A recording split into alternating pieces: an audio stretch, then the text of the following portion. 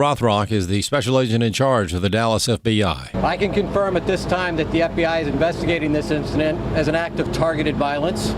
It is unfortunately just the most recent example we've seen of targeted violence, to include here in North Texas, where back on July 4th, we saw a coordinated attack carried out against an immigration detention center in Alvarado, Texas. What I can also share with you is that early evidence that we've seen from rounds that were found near the suspected shooter contain messages that are anti-ICE in nature. Jimmy Kimmel was back on the air last night addressing the comments he made about the Charlie Kirk assassination that got him taken off the air. It was never my intention to make light of the murder of a young man. Erica Kirk forgave the man who shot her husband. She forgave him. That is an example we should follow. But for some, that's not enough. Here's what Turning Point USA spokesman Andrew Calvert would like to see. Well, an apology, for one. When somebody like Jimmy Kimmel says that the shooter of Charlie was MAGA, what he's really saying is that it's okay to lie about conservatives, that their lives don't matter, that his agenda, his political agenda and cultural agenda is more important than the life of my friend who was just taken from us and robbed from us. And when people like Jimmy Kimmel skirt the truth, when they refuse to take accountability for their actions, then that sends a signal that there's a whole institutional machinery apparatus that's prepared to defend these evildoers. And that's not okay. What we need is, I'm sorry, I lied, I was wrong. The Florida Commissioner of Education is getting some pushback. Chris Woodward tells us why. Commissioner Anastasios Kamoutsas recently announced charges brought against a Florida teacher for comments regarding Charlie Kirk. Our Office of Professional Practices Services investigated a teacher specifically in Clay County who made callous and unconscionable comments on social media celebrating the death of Charlie Kirk.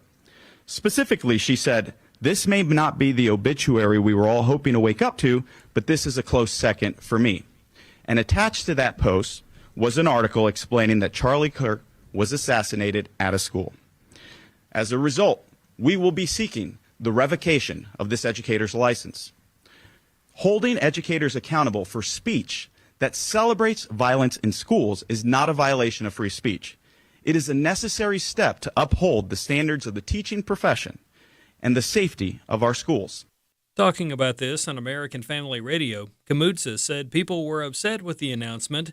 He mentioned the teachers union in particular, along with what he described as far-left extremists who want to support an environment where somehow the celebration of violence in schools is the new norm. I am shocked that we live in a day and age where people think it's okay to ever, I don't care who the individual is, to celebrate a school shooting. I'm Chris Woodward. Former Vice President Kamala Harris reflecting on her loss in the presidential election during a recent interview on ABC's The View. We just didn't have enough time. Arkansas Governor Sarah Huckabee Sanders, however, says Harris lost because the American people didn't support her platform. They rejected her and her ideas. She brought nothing forward for the American people to say, you know what, that's exactly what I want to see in the White House. They'd experienced it. They didn't want it. They did want President Trump, and it's why he had a historic comeback victory to regain the White House. More news available online at afn.net and download the AFN mobile app for your Apple or Android device. I'm Rusty Pugh. Every day, AFA offers biblical insight on issues that others aren't willing to touch in the hopes that you'll become a world changer. That's why we're offering an in-depth worldview training course called Activate. 13 different professors teaching 18 sessions, all available online, including a printed workbook to help you apply what you've learned and 1-year access to AFA streaming content to give you even more resources. Find out more about Activate and sign up today at activate.afa.net.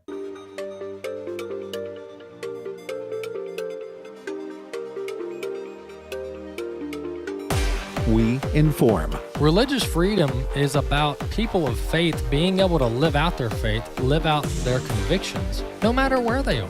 We equip. Sacred honor is the courage to speak truth, to live out your free speech. We also rejoice in our sufferings because we know that suffering produces perseverance, perseverance, character, and character, hope. This is At the Core on American Family Radio. Welcome to The Core here on American Family Radio. I'm Walker Wildmon. Glad to be with you as it is each day here on the program. AFR.net is our URL. You can check out the live programs there on the internet, AFR.net. You can also listen to the podcast at AFR.net. As always, we want to remind you to download the AFR app as well. All the same content is available there on the AFR app, as is available at AFR.net. But it's an app, it's convenient, it's easy to get to on your mobile device, and we encourage you to download the AFR app, whether it's Apple, Android, Amazon, Google Play, whatever type of platform you use, Roku. You can simply type in American Family Radio and download the app there on your mobile device. All right, let's turn our attention to the scripture. We're in Proverbs chapter 27 this week, verse 1. Do not boast about tomorrow, for you do not know what a day may bring forth. That's Proverbs chapter 27, verse 1. So this is a reminder that we do not control the future, that we are not God, and that our future is in His hands. That's Proverbs chapter 21, verse 1. The tour to Israel and Greece is coming up in March, and we've already got dozens registered for each. For Israel, we're actually going on bus number 3. For Greece, we're on bus number 2. But those spaces are filling up quickly, so if you've been considering going to Israel or Greece on these spiritual heritage tours, we would encourage you to go ahead and check out the information. And if you want to register, do that as well over at wildmongroup.com. March of 2026 is when these will take place. The Israel trip is the first trip. It's the 10th through the 17th. And then the Footsteps of Paul tour in Greece is the 18th through the 24th, directly after the Israel trip. And we have some people that are doing both of these back to back. So that's an option as well. Wildmongroup.com is where you can go to check out the dates and the information, the itinerary and the pricing. All of that is over at wildmongroup.com. My parents, Tim and Allison, they're going to be in Israel with that group. And my brother and I, Wesley, we're going to be in Greece with a group in Greece doing the Footsteps of Paul trip. And so we'll be with you on that portion of the trip. So we look forward to it. All right. One major victory that we've had in recent days that we just haven't had time to talk about because of all the other news that drew our attention, rightfully so, with the assassination of Charlie Kirk. We have been petitioning, we've been alerting you, our listeners, and all of our supporters around the country. We've been alerting you to the problem of presidential nominees being hung up in the Senate. And we've covered this on the program. We've talked to Philip Jaregi about it with AFA Action. We've sent out emails on this. But I'm pleased to let you know that after several months of fighting this and encouraging and challenging the Senate to speed up the process of nominations and approvals and confirmations in the U.S. Senate, the Republicans have finally taken our advice, they've finally taken our challenge, and changed the rules. This was a very big deal, a very monumental move, where the Republican majority, led by Senator Thune, changed the rules of the Senate to expedite the confirmation of President Trump's nominees. And so now, just last week, they approved some 48 nominees with one vote on the Senate floor. They approved a bulk batch of nominees, 48 of them, with one vote at one time in just a short period of time. And this was the fix. This was the proper way to go about it. And let's remind ourselves how we got here. We got here because the Democrats and Chuck Schumer blocked every single nominee of President Trump's. Historic levels of obstruction. Every single nominee was blocked. And the thing is the Democrats were deploying delay tactics for nominees that already had Democrat approval. They already had Democrat votes out of committee, many of them unanimous consent coming out of committee, or they had the full support of the committee, let me just say that. And they were being blocked on the Senate floor by Democrats. So they already had the votes to pass, and the Democrats were delaying them purely out of spite, purely out of vindictiveness. There was no purpose. There was nothing to accomplish here other than putting on a show and making it hard for President Trump to carry out his agenda. And so the Senate has changed the rules, and I'm proud to announce that now hundreds of nominees have been moved through the Senate. I think they've done 2 batches of 50 roughly. So that's 100. And then there were roughly over 100 already approved. So now we're in the 200 to 300 range. This is a very big deal. Very, very big deal. And it frees up the calendar. It frees up the calendar for more critical nominees like judicial nominees, so we can get them on the floor for a full vote. And so this had to be done. It needed to be done. The only way we got here, the only reason we got here is because the Democrats know nothing other than obstruction. All they know is obstruction and destruction. They destroy everything that they touch. And so the Republicans in the Senate, their hand was forced. They had to do this, and they did, and they ought to be applauded for it. This was a very big deal. We've been pushing for this for months.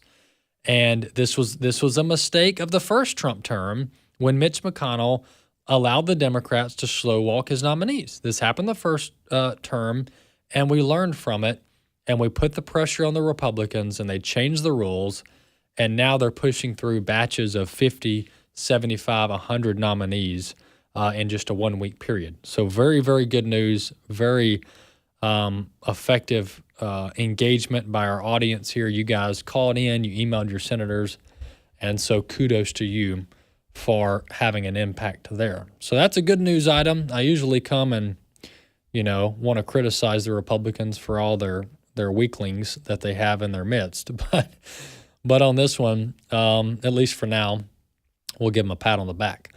On that note, let's play a clip. This is Senate Majority Leader John Thune reminding us how we got to this point. Clip 1.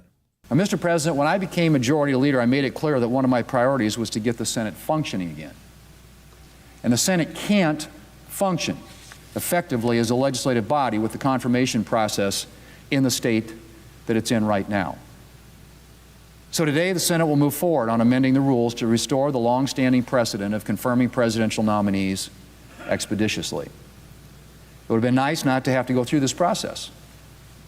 I think there are a lot of Democrats who are aware that they've created an untenable situation. And it would have been nice to see them acknowledge that and to move to return to longtime Senate precedent. But despite extended efforts to engage Democrats, we still haven't gotten to a solution to the problem that they created. Time's about to run out. One way or the other, we're going to fix this today. Fix it and restore the longtime Senate precedent of expeditious confirmation and the Senate's role as first and foremost a legislative body. Well, there you have it. That's Senator Thune announcing the rule change and how we got here. We got here because the Democrats obstructed.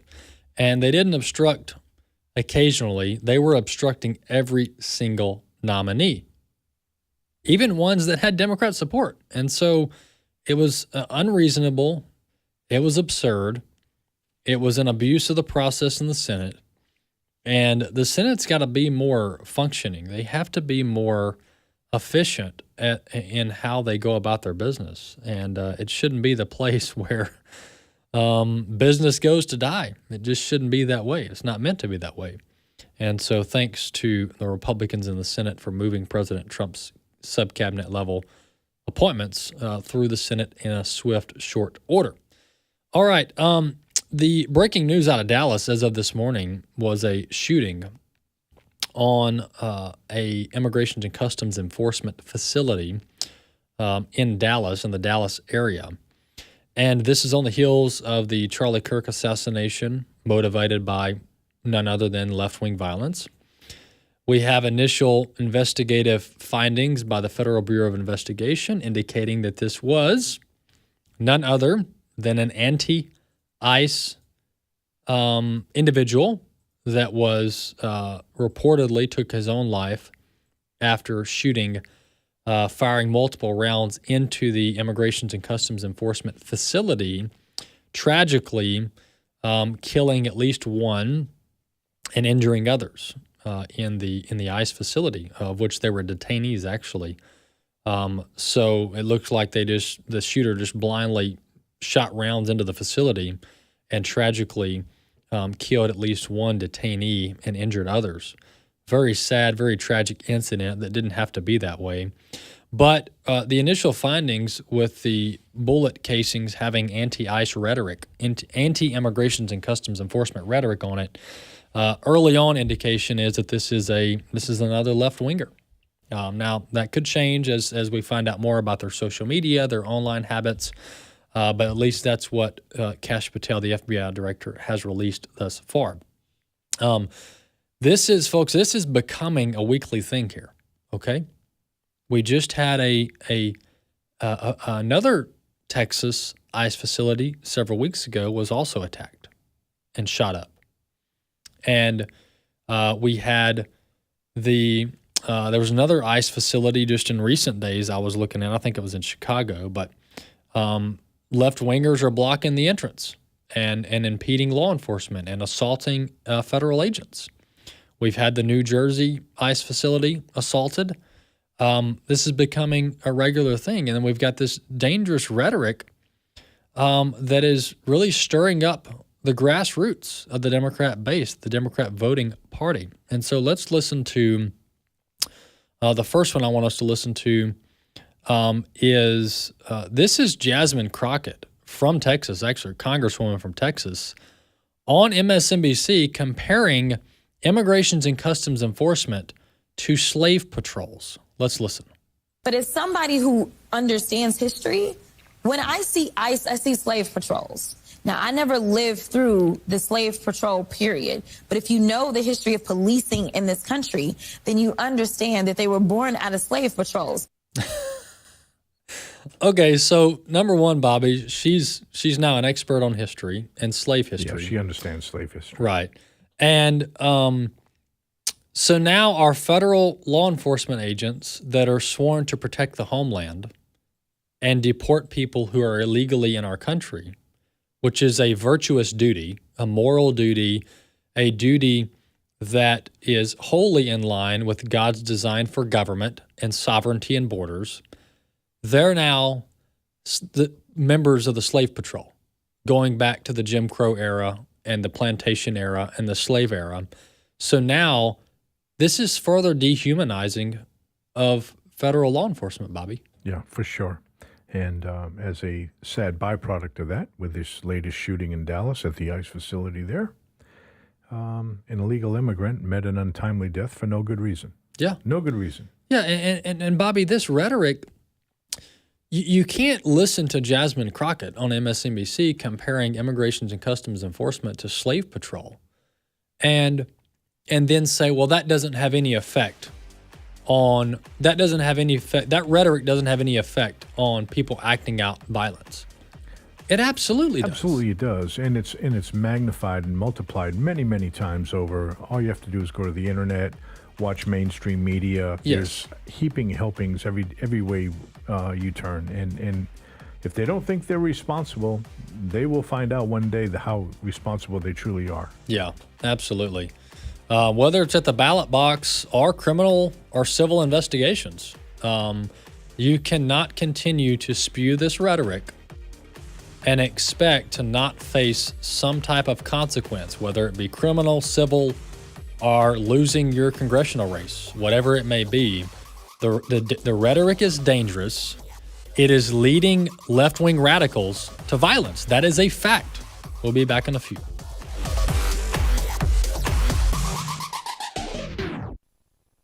I say this so no one will delude you with persuasive argument. My name is Abraham Hamilton III, and this is the Hamilton Minute. Texas A&M University fired English lecturer Melissa McColl after she was caught on video indoctrinating students in her children's literature class to introduce little ones to LGBTQIAP+ ideology. In the video, she was recorded dismissing a student who objected to the instruction. The university's president, Mark Welsh III, initially said he wasn't going to fire the professor and defended the abominable instruction. But once the videos went viral, the president fired the professor after previously removing the dean of the College of Arts and Sciences and the head of the English department. We are experiencing a worldview clash. God's word versus man's word. Listen each weekday from 5 to 6 p.m. Central for the Hamilton Corner, or visit the podcast page at afr.net for more from Abraham Hamilton III, Public Policy Analyst for the American Family Association. If you are 65 or older, you know this. Inflation is hitting everyone hard right now, especially when it comes to healthcare. Over the last 10 years, healthcare costs have skyrocketed by, get this, 230%. If you have Medicare Parts A and B, you know there are still out-of-pocket expenses like deductibles and co-payments, and they really add up. But here's some good news. MediShare 65 Plus is designed to fill in those gaps and help protect you from rising healthcare costs. At only $99 per month up to age 75, you get peace of mind at a price you can afford. And MediShare is trusted, too. It's been around 30 years. It's not some big impersonal thing. It's a community of people helping each other, business owners, pastors, retirees. People love it. MediShare 65 Plus just makes sense. To learn more, give them a call. They're great to talk to. They'll offer to pray with you each time you call, too. Call now, 833-45-BIBLE. That's 833-45-BIBLE, 833-45-BIBLE. Hey, my name is Wesley Wildmon. And I'm Walker Wildmon. And we're brothers, and our family have been leading tours to the land of the Bible for more than 30 years. Coming up in March of 2026, we would love for you to join us for something very special, a Footsteps of Paul tour, a journey through Greece. We'll walk exactly where the Apostle Paul walked, through Athens, ancient Corinth, Philippi, and Thessalonica. You'll enjoy unforgettable experiences and meaningful fellowship with believers and with Wesley and Walker. And we'll eat well, laugh a lot, and yes, eat well again. And most importantly, we will grow in our faith as the Bible comes alive before your eyes. You'll get to see the very things that we read about or that your pastor talks about in church. The Footsteps of Paul tour is March 17th through the 24th, 2026. Register today at wildmangroup.com. That's wildmangroup.com. We can't wait to see you there.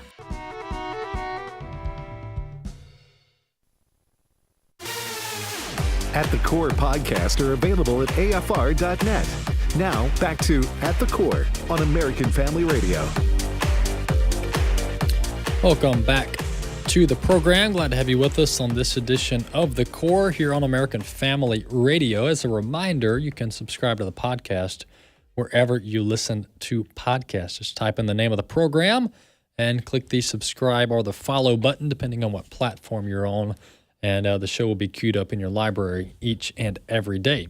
I want to jump to our guest that we have on this segment. Sarah Parshall-Perry is with us. Sarah's Vice President and Legal Fellow over at Defending Education, and we've had Sarah on before and others from Defending Ed. Sarah, welcome back to the program. Thanks for having me. Sarah, I came across this, what's called the Nation's Report Card, but it's produced by the National Assessment of Educational Progress, and it basically looks at how America is trending and how states are trending when it comes to education and when it comes to student assessments, student scores. It breaks it down by subject matter, or subject rather. And so it's a pretty good snapshot into is our education environment improving or is it not? And our country has spent and is spending billions of dollars every year on education, and we're also at the same time petitioned for more money, right? Every state saying we need more money for education. So tell us what this Nation's Report Card ended up showing. Well, I can say that the results were nothing short of devastating. That's not an overstatement. In fact, what we see is 8th grade scores in math and English come out every year, but 12th grade scores come out every 4 years. And this was the first time we had a chance to assess exactly how the students who were 8th graders during the height of the COVID pandemic actually ended up faring educationally overall. And the results, will not surprise you, were abysmal. In fact, 12th grade math scores, only 22% of students are proficient That is the lowest in 20 years. 12th grade reading proficiency, only 35% are proficient at grade level. That's the lowest in the history of the test, dating all the way back to 1992. 8th grade science proficiency was at 31%. We're only seeing 30% or less of the nation's kids between 8th and 12th grade at or below grade level. That indicates to us we have a massive system failure. A third of the high schoolers that we sent off to college last year in 2024, and I was a parent of one of those high school seniors in 2024, had the basic math and reading scores needed to succeed at the college level. Only a third of them.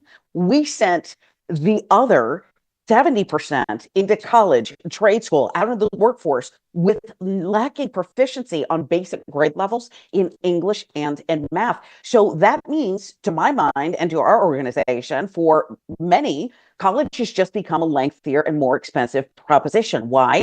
Because now they have to scramble to catch up. In fact, many pundits are talking about the fact that a four-year degree, really, to get individuals to where they would have been 30 years ago in preparation for the workforce, are now requiring 2 more years of remedial education to catch up with the failures of the American K-12 education system. It's absolutely unconscionable.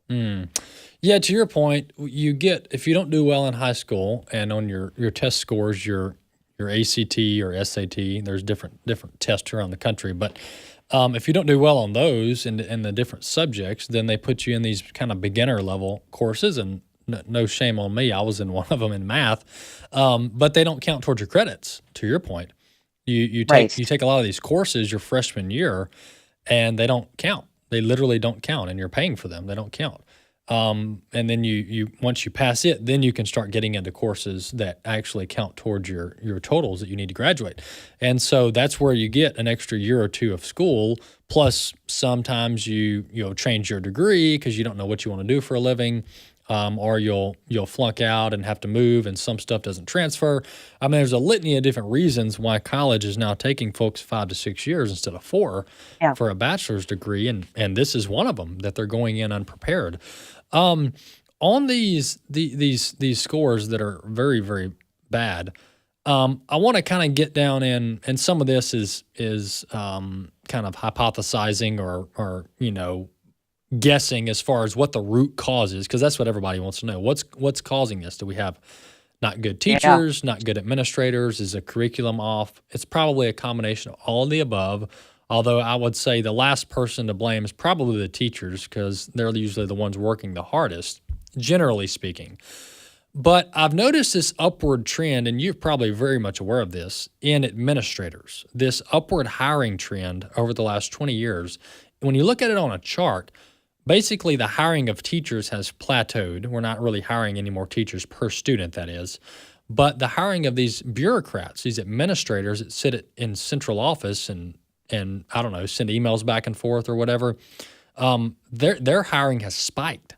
So we're not hiring more teachers to where we can get these ratios down to manageable levels, but we're hiring way more administrators that cost overhead and take away from the budget of the teachers. So talk a little bit about that. Well, there are so many causes. I could wax poetic on why I think the scores plummeted in the past 4 years since the COVID pandemic. Among all of the other things, yes, we've seen a glut in hiring of administrators. And in fact, now many colleges have on staff as many as 40 diversity, equity, and inclusion staff.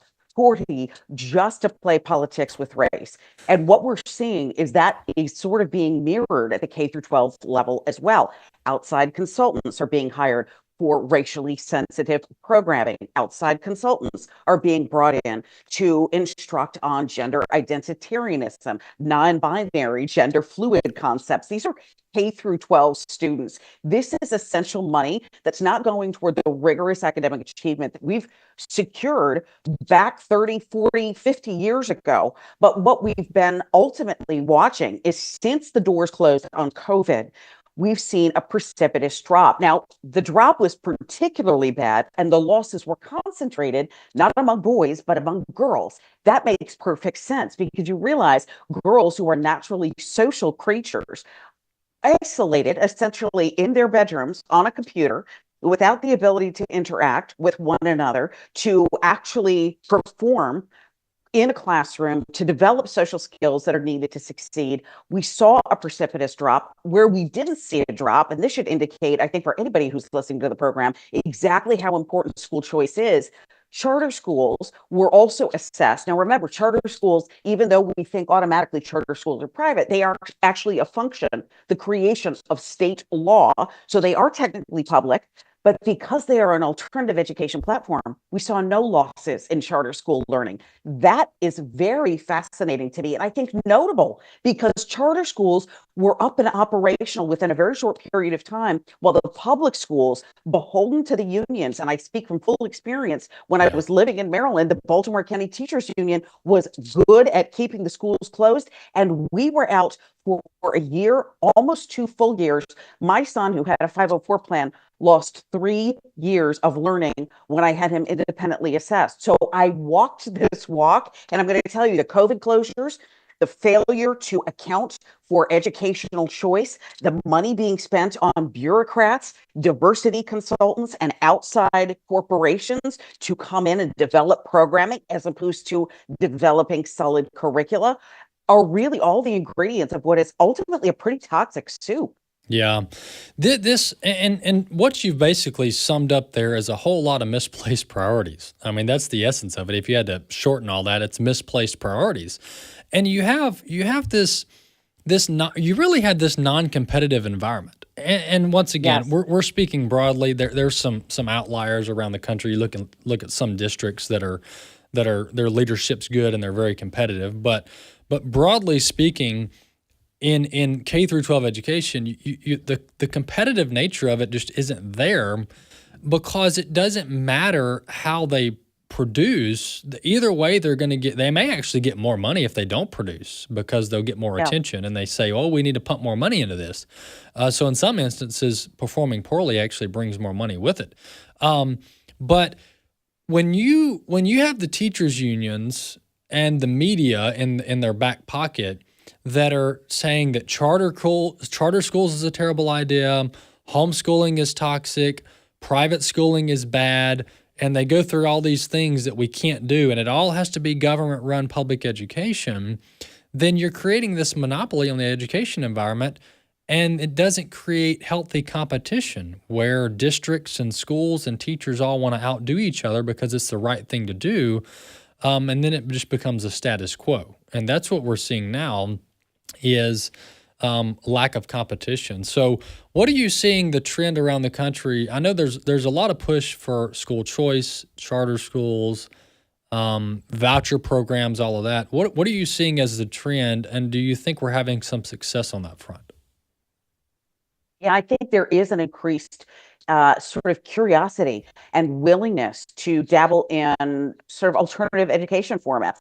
I think we also have to be realistic about the fact that most school kids, 90% of them to be in fact, for reasons of financial ability, zoning, or parents' workload, cannot be homeschooled, go to parochial school, or have the opportunity for an alternative education format. So unfortunately, public education for a lot of these kids is really kind of what they're relegated to. There are no other logistical options for one of a myriad of reasons. So I think we need to be practical about the fact that public education really is a creature that's here to stay. Now, whether or not we see the dismantling of the Department of Education is a whole other consideration. Now, to our minds, and I think to any right-thinking conservative, we all recognize that the Department of Education is not a constitutional entity. There was no constitutional basis for its creation. Congress has certain enumerated powers. The rest of those powers go to the states. The 10th Amendment's very clear about that. And one of those things that the Supreme Court has told us is education. Unfortunately, remember that in 1979, when the legislation, the Department of Education Organization Act, was passed, which caused the Department of Education to open its doors. And for $3 trillion since 1980, We have very little to show for it. And these NAEP scores are proof positive that we have a major problem. There is a differential between what we spend and exactly what the outcomes are. In fact, one of the few nations that outpaces us in educational spending is China. And China is at the top of the IEDC economic development pack when it comes to the success of their students and their lucrative careers, their profitability, and their success in the ultimate workforce. One of the things that I've encouraged state legislators to do, and we've got a C4 arm that's going to be up and running to help push for good legislation in the states, is passing strident curricular standards. The more rigorous your curricular standards are, whether that's home economics, whether that's mathematics and calculus, whether or not it's Western civilization, whether or not it's English literature, you will have less opportunity, ability, and desire to push in things like gender identity, critical race theory, social emotional learning, because you'll know that the tests that your children will have to take will ultimately yield whether or not those standards are working. My attitude is, if you make education rigorous,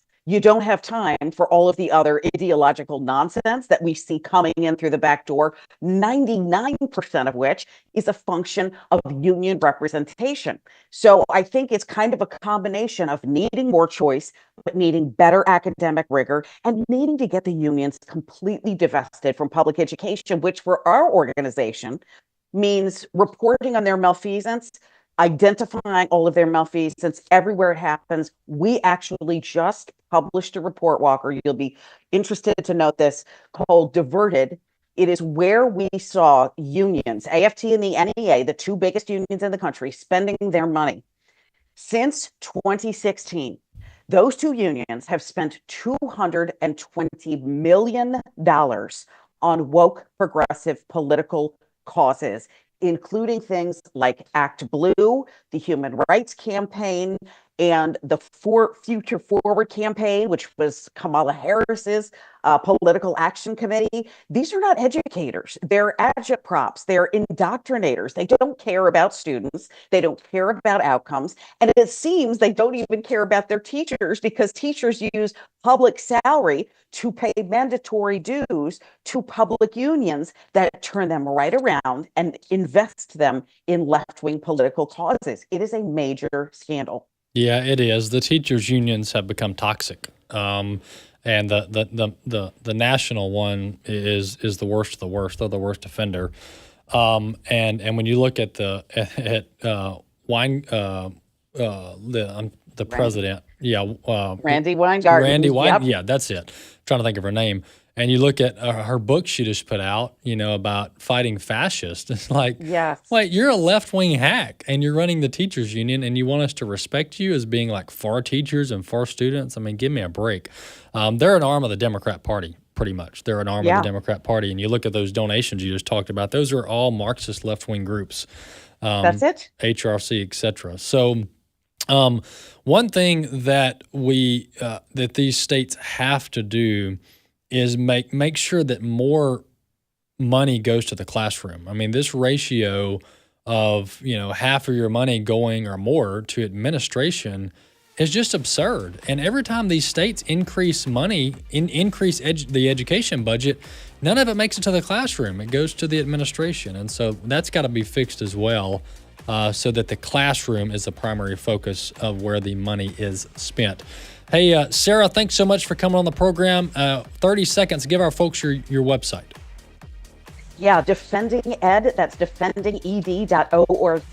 And you can follow me also on X at Sarah P. Perry, where I post a ton of our research, lawsuits, and investigations. Excellent. Thanks so much, Sarah. Appreciate you coming on. Thanks for having me.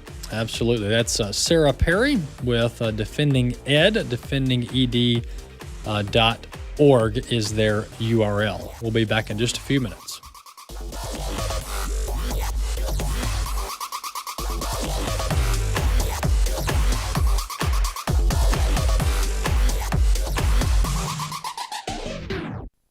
Some Christians wonder if boycotting businesses is really biblical, and that's a fair question.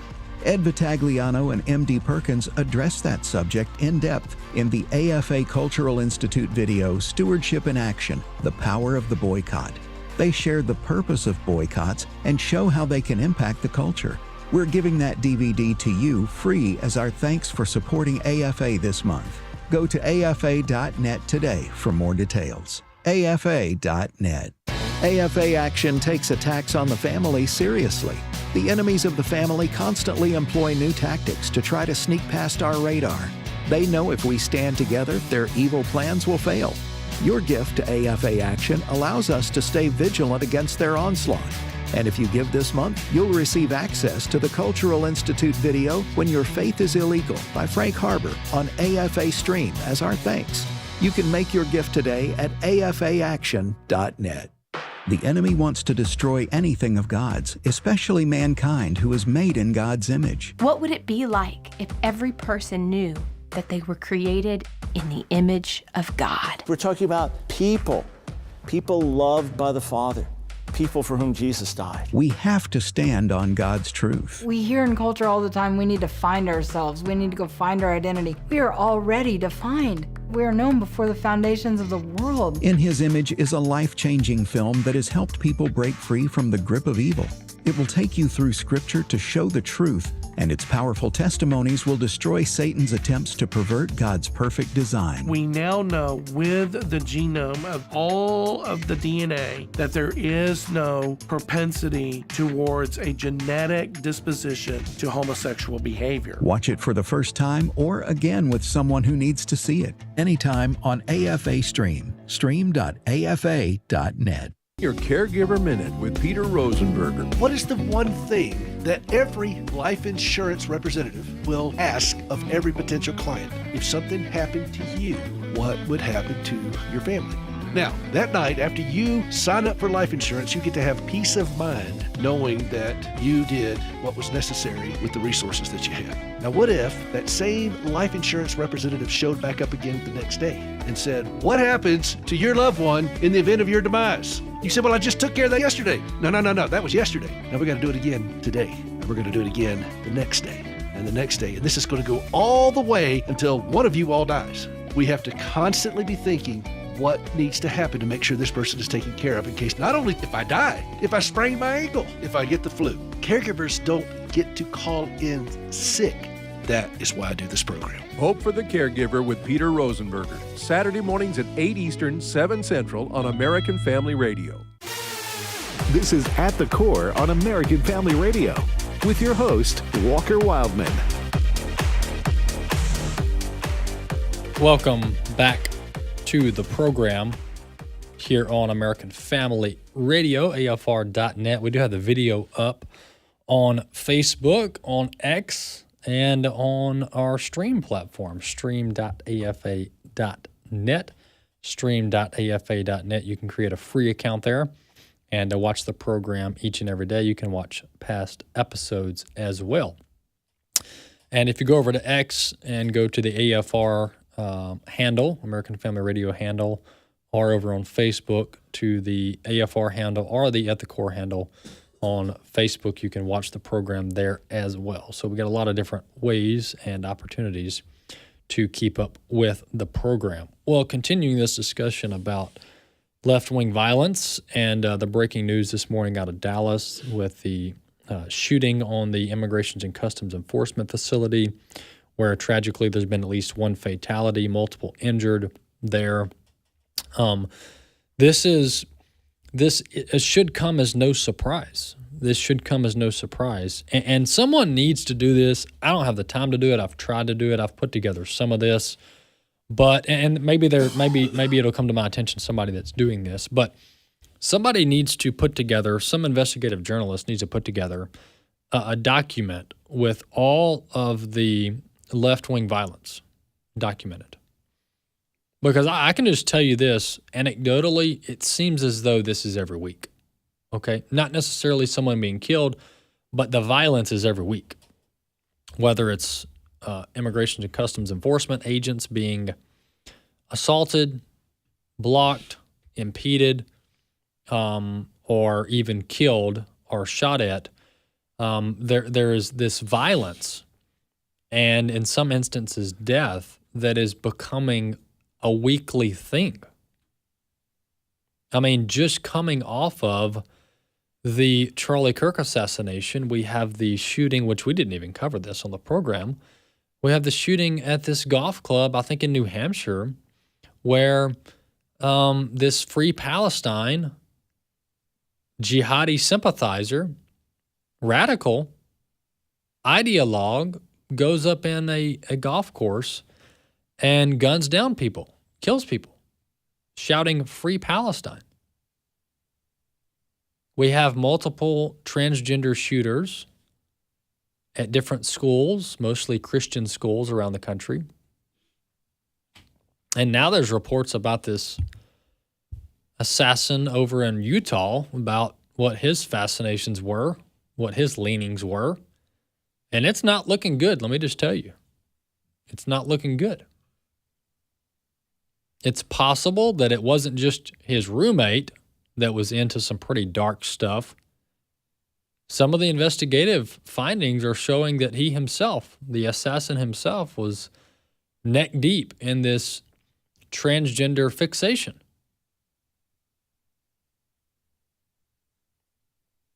And to piece this puzzle together, folks, this notion in the media that the Democrats and the media have nothing to do with what we saw happen in Utah. And then we have Jimmy Kimmel making his comeback tour last night, claiming that the shooter in Utah doesn't represent any of us. Well, I beg to differ. And I'm not suggesting that the shooter represents Jimmy Kimmel or the shooter represents any particular individual other than himself. But what I am refuting is the notion that the shooter doesn't reflect an ideology, which is what Kimmel was alluding to. The shooter, the assassin, does reflect an ideology. It's a self-professed ideology. And so we can't allow these assassinations, and in President Trump's case, assassination attempts, or even attempts at violence, we can't allow them to be discounted as, quote, lone wolf attacks or the act of one gunman, or this is not reflective of the movement or the Democrat Party, or et cetera, et cetera.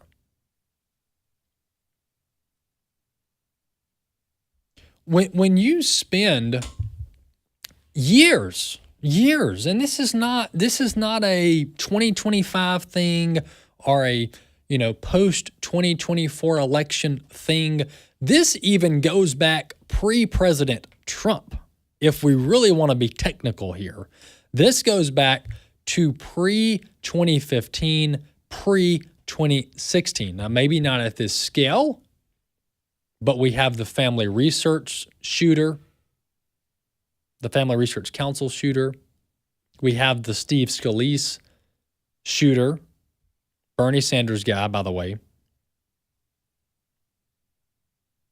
We had a guy out of Florida busted for death threats on us here at AFA, busted by the FBI, busted by the U.S. Attorney's Office, spent 6 months behind bars. President Trump had 2 assassination attempts on his life, one of them within millimeters of taking his life. We had the Summer of Rage, or the Summer of Love, depending on what side you're coming from. We have high-level Democrat operatives and Democrat Party leaders standing on the steps of the Supreme Court, standing in the streets, going on camera, and whether it's Michelle Obama, Eric Holder, Chuck Schumer, Nancy Pelosi, Maxine Waters, Cory Booker, the list goes on. Comparing you and me 2 Nazis, 2 fascists, threat to democracy, basket of deplorables, Gestapo,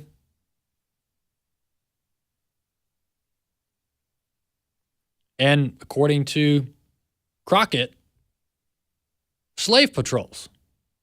That's a new one. Hadn't heard that one before. I have heard KKK. And so when you talk about your political opponents, which clearly this is more than politics, folks. This is way more than politics. This is an ideological war that when you get talking spiritual terms, it's a spiritual war. But talking broadly and philosophically, this is an ideological war. This is way past a political war, my friends. Political wars, you raise campaign funds and outspend each other with your super PACs. Now we're gunning people down the streets. This isn't politics anymore. This is ideology versus ideology. But when you talk about your ideological opponents in a manner that treats them less than human, and then you're Gavin Newsom, and you go on Colbert within the last 48 hours, by the way. This is all fresh. This isn't 7-year-old news stories. This is fresh. Look it up. Gavin Newsom goes on Colbert within the last 48 hours and says that he's just not sure that we're going to have a 2028 election because President Trump and his supporters are a threat to democracy. And he just isn't sure if this democracy is going to live on, and it just might come to an end. And there just might not be a 2028 presidential election if President Trump stays at the helm in the White House. Okay, all right. So I've heard a lot, and I've said a lot of hyperbolic things like not quite what he just said, but I've said things like, I'm not sure how much longer our country can go on like this. Or, if President Biden gets 4 more years, I'm not sure that we're going to have a country in 4 more years, meaning the institutions and the rule of law and the constitutional principles are going to be so eroded that what we have today is going to be unrecognizable, okay? That's all political talk. That's all ideological talk. But you're not to the level that kind of talk during election cycles is nowhere near what the Democrats are doing now. And so when Gavin Newsom says that he's not sure that King Trump is going to allow a 2028 presidential cycle, which is essentially what he said. And then within the same 24 hours, Jasmine Crockett, congresswoman out of Texas, says that these immigration agents are basically slave patrols working on behalf of the plantation. And then you've got these left-wing voters that most of them don't have jobs. They can't hold down a job. They're trolling the internet 24/7. They're in these Reddit, Discord chat rooms with all the other left-wing Antifa Marxists. And they're convinced that the only way that their radical agenda and propaganda and brainwashing, and at this point, religion is going to continue, the only way it's going to continue is if there's no more MAGA. There's no more Donald Trump. There's no more American Family Association. And you can go, and there's no more Charlie Kirk. So when you talk about us in dehumanizing terms, and in the same sentence say that if we continue advancing our ideological and political agenda on this country, that the country will cease to have democratically held elections, and you continue parroting these talking points and this messaging to a very vulnerable population, prone to evil and wickedness because they're already godless, and then you have their ideological evil leaders coming on top, pouring down the propaganda and the gasoline on the fire, then what do you have? You have the Charlie Kirk assassination. And you fit the profile of the Charlie Kirk assassin. This is like textbook propaganda.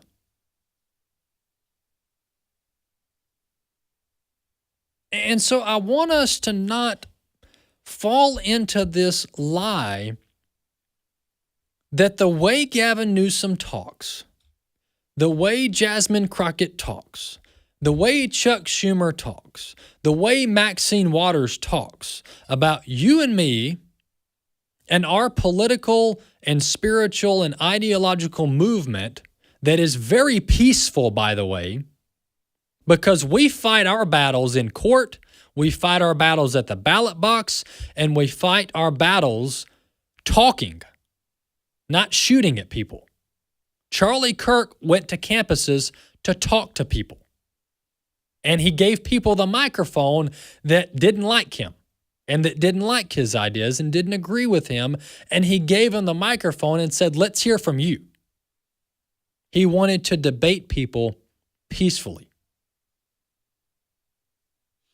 And what does he get? He gets shot for that. And so the both sides narrative is a complete and utter myth, wholly not backed up by the data. The both sides argument is dismissive and naive at best, evil at worst, because it's factually not true. This is not a both sides problem. When we don't like President Biden, what do? I'm talking about conservatives broadly. What do? Well, they find a candidate, Donald Trump, and then they go to the ballot box and they vote for him because they don't like Joe Biden. And Joe Biden was bad for multiple reasons.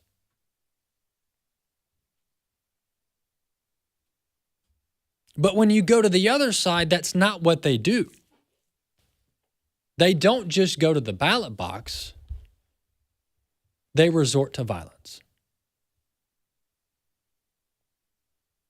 And all of this is aimed at discouraging discourse, discouraging people from speaking their beliefs and their values and their worldview into the public sphere. And I'll tell you this, it's largely one-sided. Because when was the last time a liberal feared speaking peacefully their political views into the public sphere? And no, before you say, well, Jimmy Kimmel did and he was canceled. No. I'm not talking about death threats. I'm not talking about celebrating the assassination of Charlie Kirk. I'm not talking about threatening violence or evil or wickedness. No, I'm just talking about simple political and policy and ideological disagreements. When was the last time a left-winger was canceled or assaulted or assassinated because we just simply didn't like their ideas? You're not going to find it. This is not a both sides situation. This is a one-sided Marxist left-wing ideological assault on the very fundamentals of what makes our country great.